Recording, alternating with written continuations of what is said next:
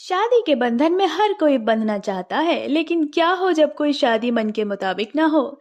शादी के अगले दिन रानी, सासू माँ, ये मेरे से बात नहीं कर रहे, क्या हुआ इनको?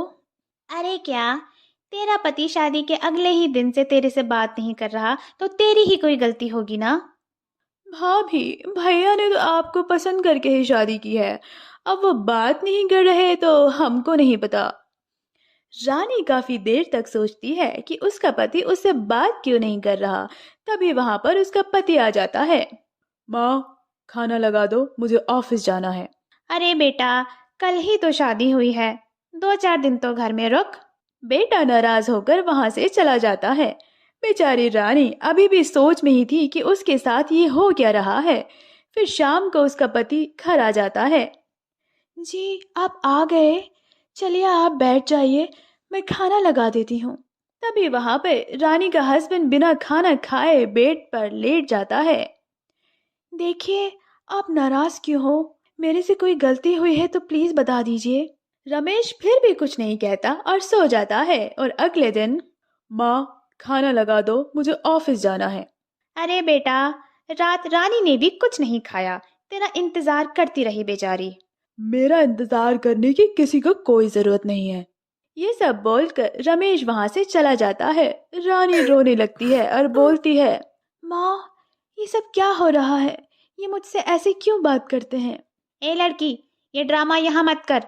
वो तुझे प्यार नहीं करता, उसने बस मेरे कहने पर तुझसे शादी की थी क्योंकि तेरे पापा अमीर थे और हमको अच्छा दहेज मिला। अगले दिन रानी की नंद को देखने वाले आते हैं। अरे बहन जी, आपकी तो बहू भी है ना, दिखाई नहीं देती। अरे ये खड़ी तो है। अरे इसकी हालत तो नौकरानी की जैसी है। अरे वो गरीब घर से है ना, तो हमने सोचा कि किसी गरीब का भला ही कर देते हैं। तभी रानी वहां से चली जाती है। जी देखो, तुम्हारी माँ मेरी बेइज्जती कर रही है। मैं नहीं चाहती कि कोई तमाशा हो। मुझे क्या पता माँ ने तुमसे क्या कहा। तुम मुझे कुछ मत बताओ बस। मैं तो माँ के कहने पर ही तुमसे शादी की थी। मैं तो किसी क्या? बोलो, रुक क्यों गए? तभी वहां उसकी सास आ जाती है और बोलती है कि रमेश, तेरी बहू में बहुत अकड़ है। एक तो ये काम वाले के जैसे लगती है और हमको अकड़ दिखाती है। तभी वहां नंद आकर बोलती है, भाई, मेरी शादी फिक्स होगी भाभी। अब तो तुम मेरे को घर का काम भी सिखा दो। अरे तू क्यों घर का काम करेगी? अपनी सास को बोलना कि नौकरानी रखे। मैंने तो तेरे को रानी के जैसे पाला है। तभी रानी को अपने मायके की याद आ जाती है। रानी चलो, मैं तुमको तुम्हारे घर छोड़ देता हूँ। तभी रानी भी बिना देर किए अपना बैग पैक करती है और 2 दिन के लिए घर चली जाती है। चलो, मैं 2 दिन बाद लेने आऊंगा। अरे, घर में तो चलो, ऐसे अच्छा नहीं लगता। तभी वहां पर रानी के पिताजी आ जाते हैं। अरे बेटा, तुम दोनों को देखकर दिल खुश हो गया।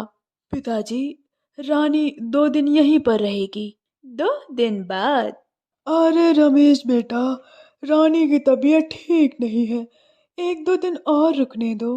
तभी रमेश की माँ उसका फोन ले लेती है। अरे भाई साहब, रानी के बिना घर नहीं चलता, अब आप उसको भेज ही दो। ठीक है बहन जी, मैं रानी को उसकी छोटी बहन के साथ भेज देता हूँ, उसका ध्यान भी रख लेगी। उसी शाम रानी अपनी बहन के साथ अपने ससुराल आ जाती है।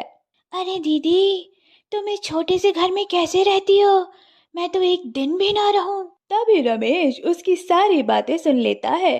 फिर जब रानी रसोई में काम कर रही होती है, तब, अरे दीदी, इतना काम? अपने घर में तो आप कुछ भी नहीं करती थी। तभी वहां पर रमेश फिर से बातें सुन लेता है और वो वहां से जाने लगता है। तभी, अरे तुमको नहीं पता, मेरे पति बहुत अच्छे हैं। उनको पूरा दिन घर की ही टेंशन लगी रहती है, ऊपर से एक बहन की शादी की टेंशन। ये सब बातें रमेश सुन लेता है। उसकी आंखों में आंसू आ जाते हैं।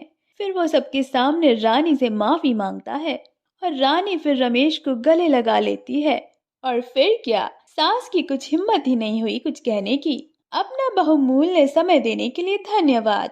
वीडियो पसंद आया हो तो चैनल को लाइक और सब्सक्राइब करना ना भूलें।